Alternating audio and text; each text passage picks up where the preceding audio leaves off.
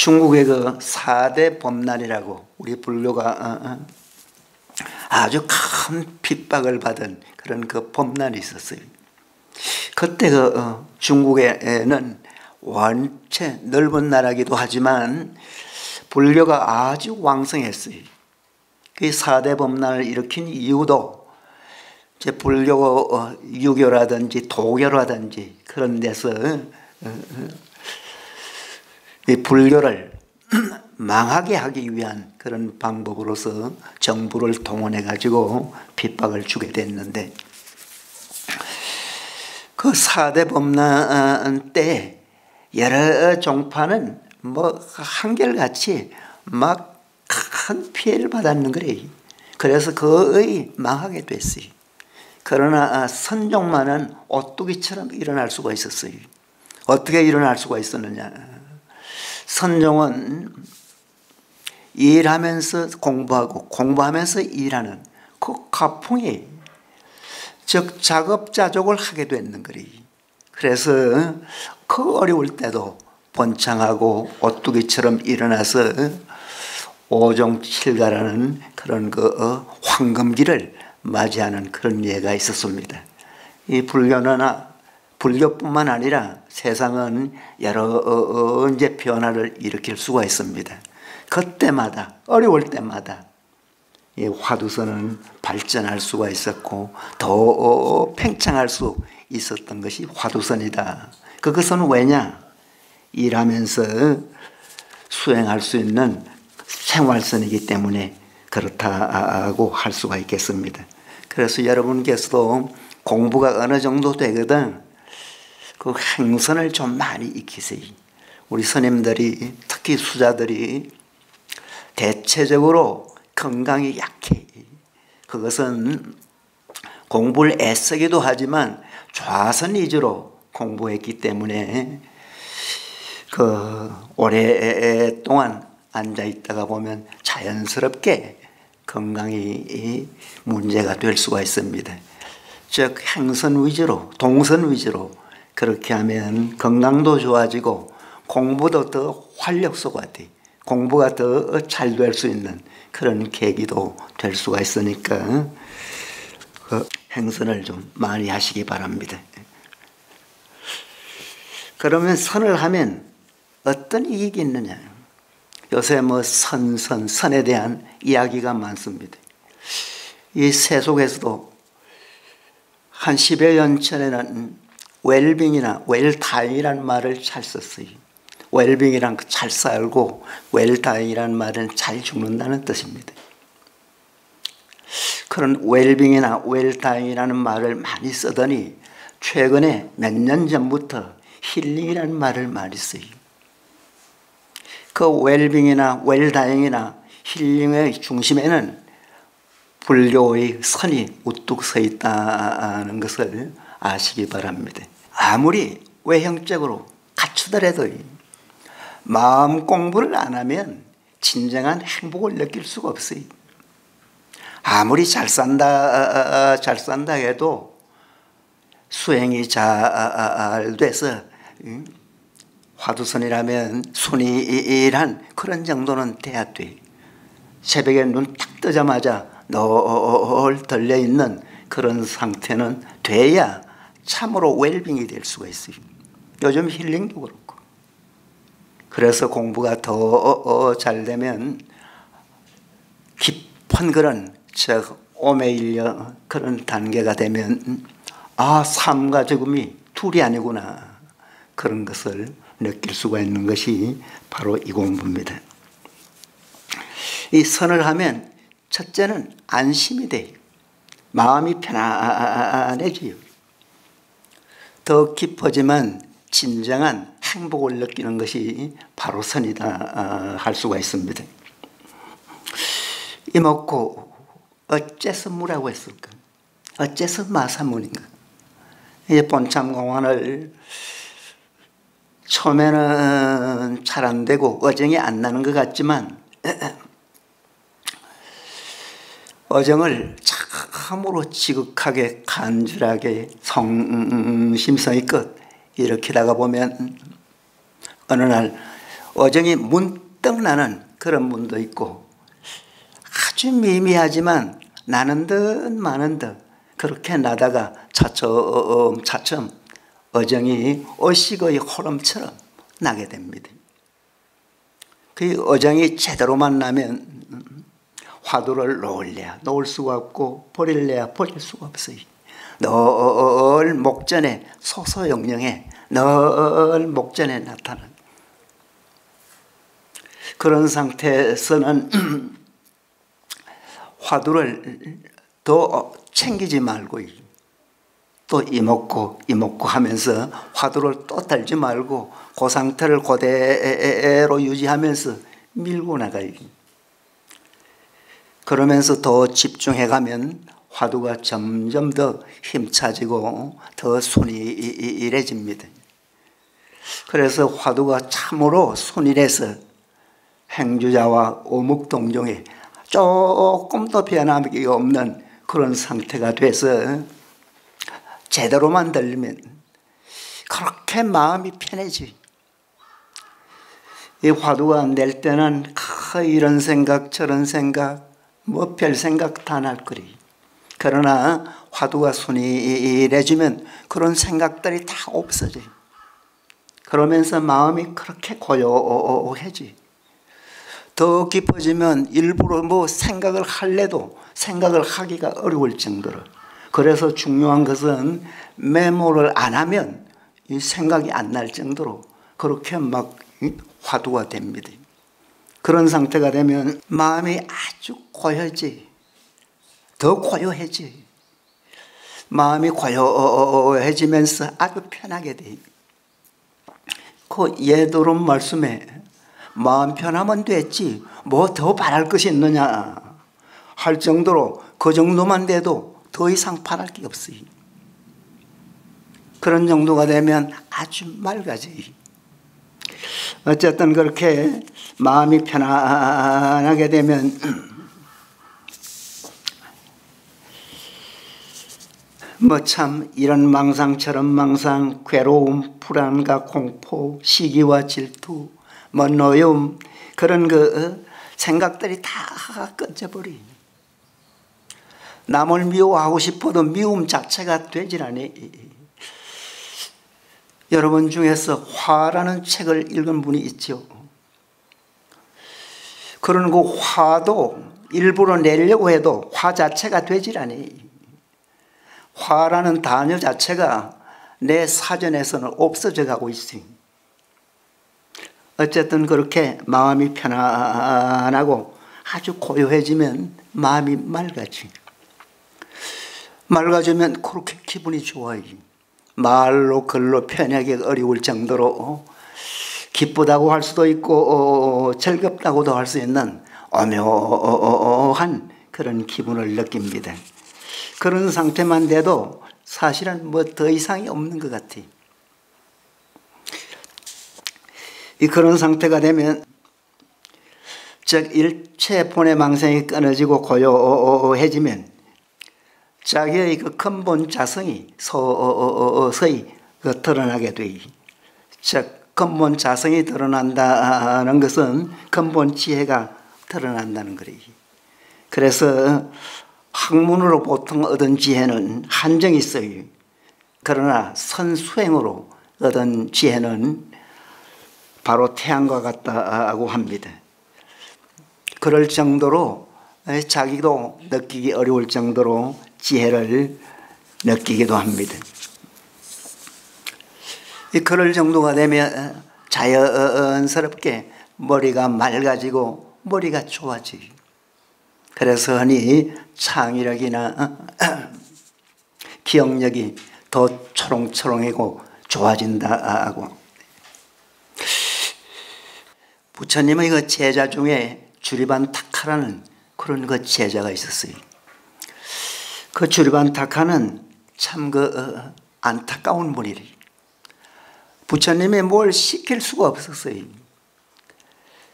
이걸 해라 하면서 시키면 그걸 하다가는 잊어버리고 하는 것조차도 잊어버리고는 우두커니 서 있는 거래요. 저걸 해라 하면 저것 하다가 또 우두커니 서 있어요. 그래서 할 수 없이 너는 다른 것은 하지 말고 썰고 닦으리만 해라. 즉 썰고 닦으리란 마음의 때를 썰고 마음의 찌꺼기를 닦는다는 거리. 그런데 그 썰고 하다가는 또 닦으리를 잊어버리. 닦으려 하다가는 또 썰고를 잊어버리고. 그런 그 안타깝고 가엾은 그런 사람이었지만 하고 또 하니까 마음이 열렸는 거래. 그래서 아람가를 정득했는 기래. 그 경전에 보면 여러 곳에서 그 주리반 특화에 대한 그런 그 칭찬하는 그런 말씀들이 많아요. 즉 그런 그 둔제래도 참으로 애쓰고 애쓰니까 그 천재성이 발굴되는 거래. 그 요즘은 뭐 좀 뜸한 것 같습니다. 그 여러분도 스티브 잡스에 대한 이야기 들었죠? 한때는 그 스티브 잡스에 대한 이야기가 뭐 세상에 굉장하게 많이 이야기가 됐어요. 그 스티브 잡스가 성공한 근본 요인은 바로 집중법이래요.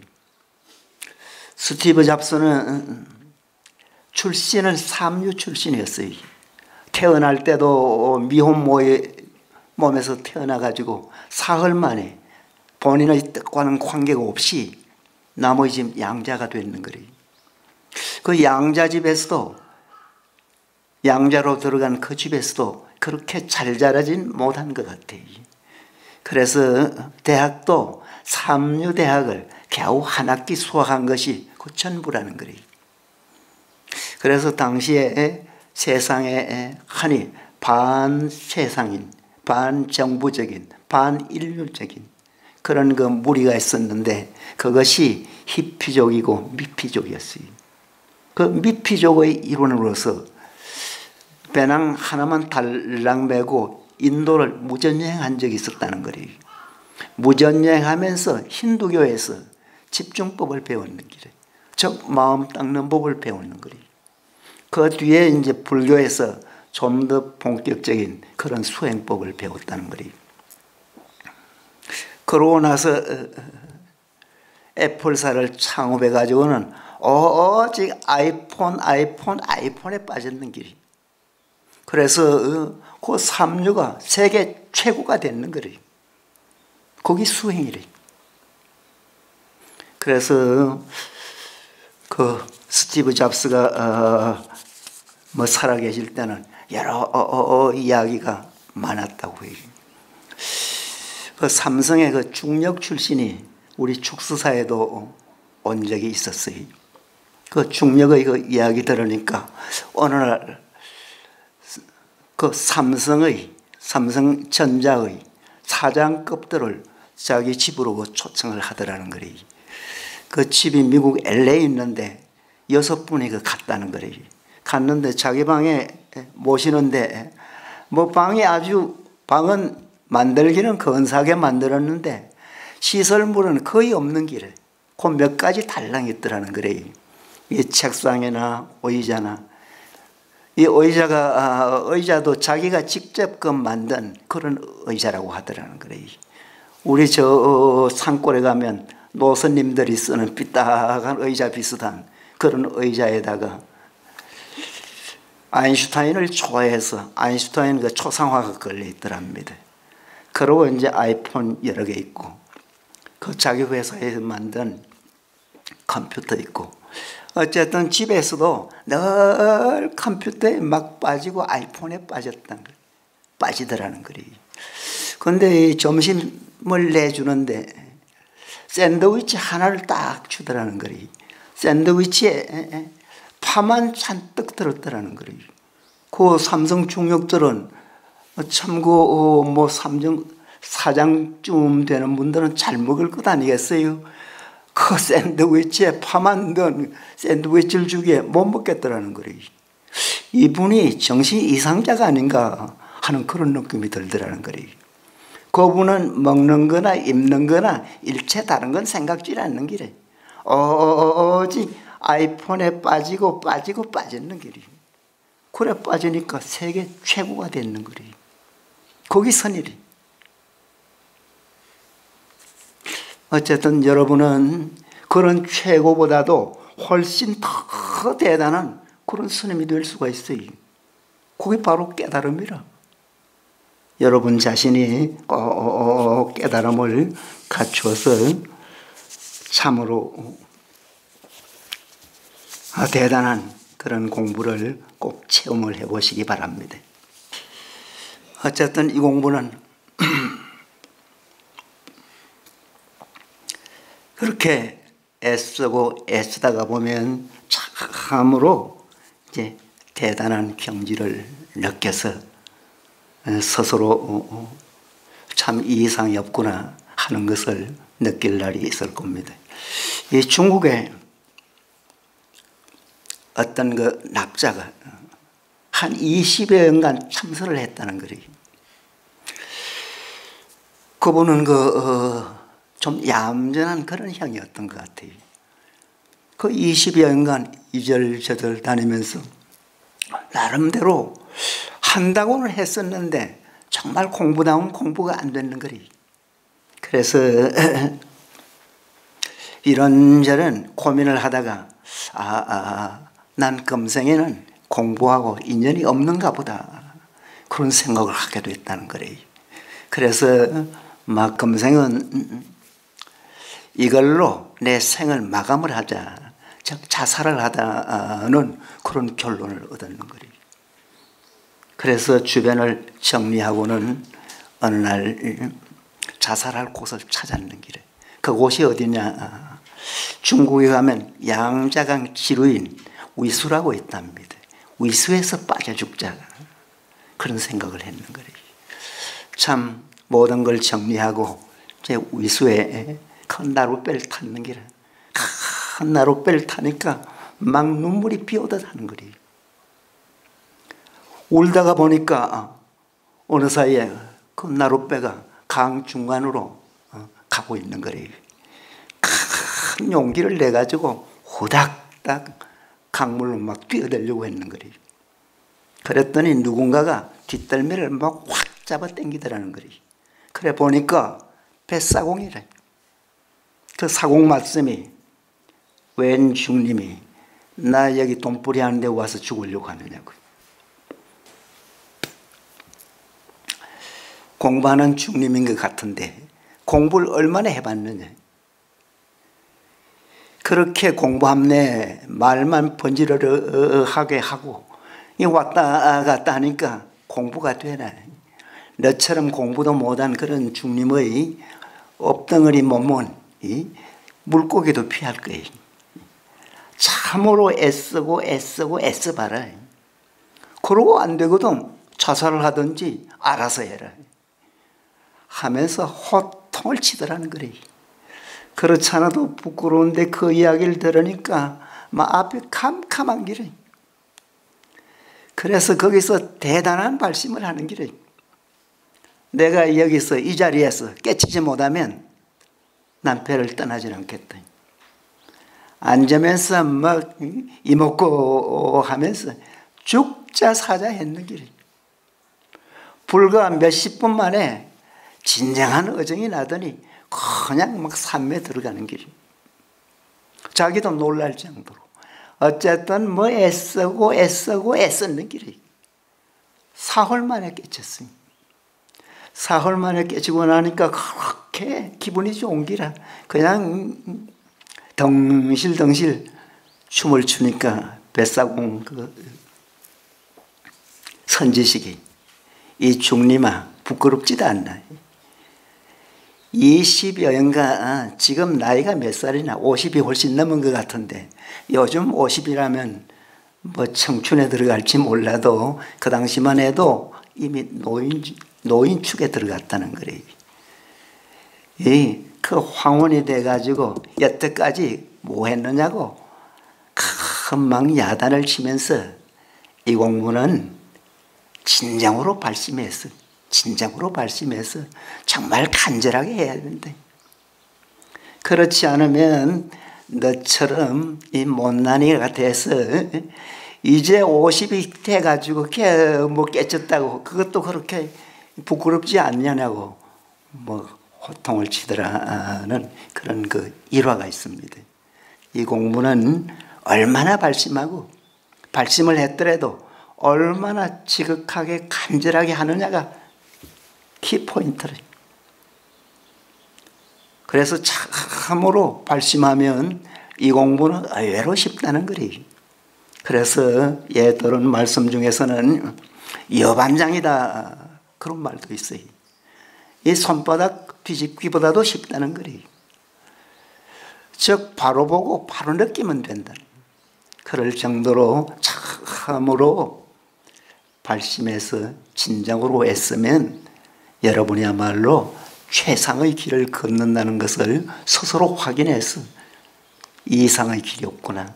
오직 이것뿐이구나. 어디 가도 당당하고 떳떳하게 이야기할 수 있는 그런 정도가 되실 겁니다. 혹 공부가 처럼 안 되더라도 이건 공부가 안 되더라도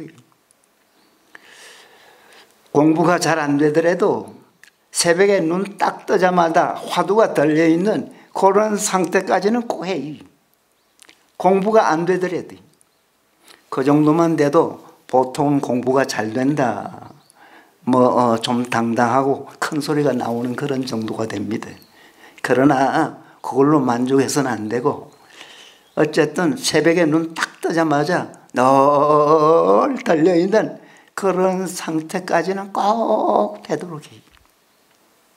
그런 상태가 아까도 이야기를 했지만 그런 정도만 돼도 마음이 그렇게 고요해지. 일체 번뇌나 망상이 다 끊지.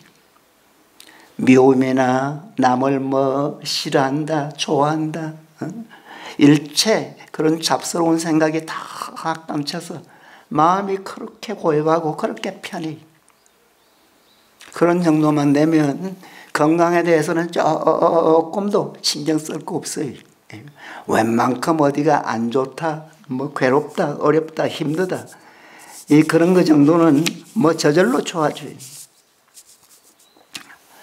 어쨌든 그런 상태가 돼서 늘 맑은 아주 맑고 딱떠르단 그런 그 정신으로 살아갈 수 있는 그런 정도까지는 꼭 되도록 하시기 바랍니다. 그런 정도가 되면 일이나 주변 환경도 자연스럽게 좋아지고 긍정적으로 변해. 이 정도만 돼도 보이는 것마다 물건마다 형상이 있는 것이라면 다 평화스럽고 한가롭고 즐겁게 보입니다. 그런가 하면 화두가 더 잘 되면 대하는 것마다 부처 아닌 것이 없습니다. 어쨌든 그런 정도는 꼭 되도록 하시기 바랍니다. 불자는 달라야 된다. 그런 말을 보통 해요.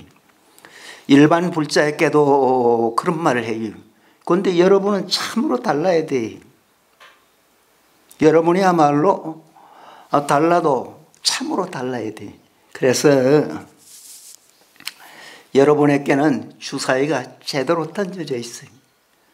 즉 화두를 깨치느냐 못 깨치느냐, 잘 사느냐 못 사느냐, 정말 인생의 행복을 참으로 느끼느냐 못 느끼느냐는 바로 여러분 자신에게 달렸어요.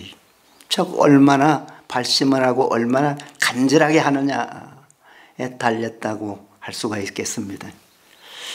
어쨌든 발심을 제대로 했어요. 신앙심을 아주 돈독하게 해요. 부처님의 말씀이나 조사스님들의 말씀을 액면 그대로 믿어요. 거기에는 뭐 조금도 의구심을 안 가져야 돼. 그러면서 화두를 간절하게 막 매달리듯이 막 눈물이 날 정도로 간절하게 그래 해서 화두선에서 인생의 진정한 그런 보람과 긍지를 꼭 느끼시기 바랍니다. 그래서 여러분이 참 출가를 잘했다. 이상의 길이 있느냐? 오직 이것뿐이다. 실제 느껴요. 거기는 그렇게 멀질 않니. 또 그렇게 험하지도 않니. 여러분이 참으로 애쓰면 의외로 가까운 곳에서 자신만만한 그런 자신을 발견할 수가 있을 것입니다. 위 없는 보리돌을 구하고자 한다면 화두 일구에 목숨을 걸어보시래. 화두 일구에 목숨을 걸어요. 막 자신을 던져봐. 올인해요. 몸과 마음까지 잃어버린 곳에 이르면 참부처 여여하게 자색 광명 비추리라. 열심히 하십시오. 네.